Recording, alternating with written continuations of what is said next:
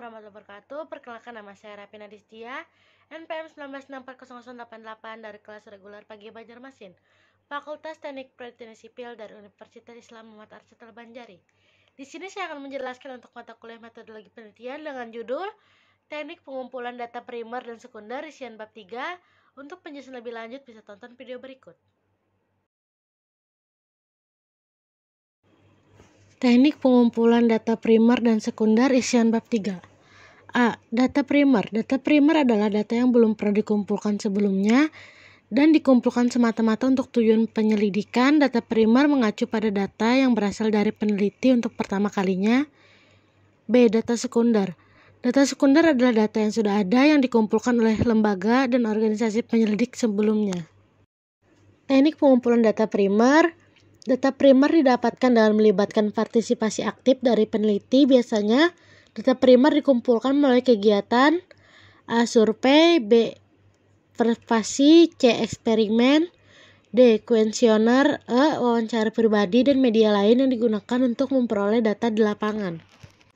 Ciri-ciri data primer. A. Observasi, bahwa kondisi kelas saat proses pembelajaran di Uniska Banjarmasin terbilang sangat kondusif karena siswa mendapatkan semangat belajar yang tinggi. B. Pendataan data parkir. Di Unrap menunjukkan bahwa jumlah mahasiswa Universitas Brawijaya yang membawa motor tahun 2017 lebih sedikit dibandingkan di tahun 2019. C. Survei jajak pendapat menyatakan bahwa elektabilitas calon kepala daerah tercabut cukup tinggi.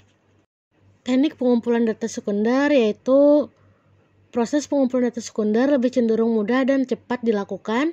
Peneliti bisa mendapatkan berbagai data sekunder dengan memanfaatkan A. Sumber publikasi pemerintah, B. Situs, C. Buku, D. Artikel jurnal, E. Catatan internasional organisasi, dan lain sebagainya.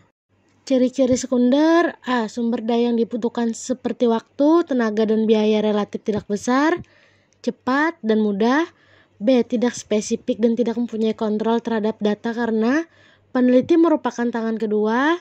C. Sudah berbentuk informasi, sudah menjadi pengelolaan data. D. Kurang valid dan kurang akurat. Contoh data sekunder. A. Data kependudukan yang diambil dari Badan Pusat Statistik Nasional ataupun BPS regional. B. Data impor-ekspor yang diambil dari bea cukai dan otoritas pelabuhan terkait. C. Isu-isu suatu daerah yang didapatkan dari liputan di koran atau wawancara di kanal berita nasional. Perbedaan data primer dan sekunder yaitu menurut Uma Sekaran, data primer merupakan data yang didapat dari tangan pertama dalam melakukan spesifik study untuk mendapatkan tujuan informasi dari data tersebut, sedangkan data sekunder yaitu data dengan pengumpulan informasi berdasarkan data yang ada. Menurut Sugiono, data primer merupakan sumber data dalam pemberian informasi dilakukan secara langsung pada pengumpulan penelitian. Data sekunder yaitu data yang digunakan hanya sebagai pendukung dari data primer. Menurut Umi Marinawati, data primer merupakan sebuah informasi yang asal-usulnya dari sumber asli.